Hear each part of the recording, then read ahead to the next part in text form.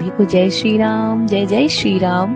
तो आज जैसी मैं उठी तो सबसे पहले मैंने अपने दोनों हाथों को प्रणाम किया और धरती माता को प्रणाम किया, क्योंकि कहते हैं ना धरती माता हम सबका भार वो सहन करती है। और सबसे बड़ी बात थी, आज जब मैं उठी तो कानून भजन की आवाज़ गूंज रही थी और बाहर देखा तो कथा, क्योंकि जहाँ पे हम रुके हैं वहीं सामने कथा है और उधर ही हमारे रूम से बने हुए हैं। उसके बाद कथा के बाद आज दीदी की कथा का प्रथम दिवस था, तो हम लोग कलश यात्रा के लिए रेडी हुए, फिर कलश यात्रा के लिए निकल गए। और कलश यात्रा में इतनी भीड़ थी क्योंकि यहाँ कुंभ माघ मेला लगा हुआ है, तो बगल में अनिरुद्धाचार्य महाराज जी की कथा भी चल रही है, गौरी गोपाल आश्रम में भंडारा भी चल रहा है और जिस आश्रम में हमारी कथा चल रही है वहाँ भंडारा चल रहा है। तो इतनी भीड़ के होते हुए भी हम लोग कलश यात्रा में गए और हम लोग वहाँ पे खूब डांस किया, खूब मस्ती की।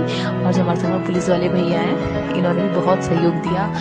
और उसके बाद पूरी कलश यात्रा के बाद हम अपने आश्रम में डांस करते हुए वापस आए। और यहाँ पे वापस आने के बाद फिर थोड़ी देर आराम किया, फिर गीत कथा शुरू हुई, क्योंकि आज प्रथम दिवस था तो कथा पहले दिन लेट हुई थी थोड़ा।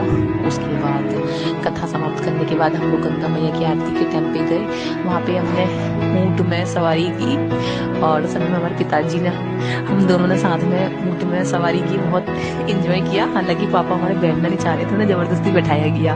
वो कह रहे थे कि अब मेरी उम्र हो गई है, मैं नहीं बैठूंगा ये वो, लेकिन हम लोग जिद करी तो हमने बैठाया। उसके बाद ऊँट में बैठने के बाद फिर हम लोग आश्रम में गए, वहाँ पे हमने कीर्तन किया, जहाँ मेरा सीताराम सीताराम अखंड पाठ कीर्तन चल रहा था। सब लोग बहुत खुश हो गए आश्रम में, उन्होंने कहा डेली कीर्तन में आप लोग आइएगा। और मुझे तो सीताराम नाम इतना प्यारा है जैसे कि मेरा नाम ही राम भक्त रिमझिम है।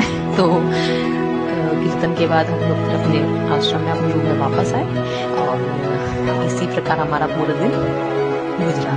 तो सभी को जय श्री राम, जय जय श्री राम।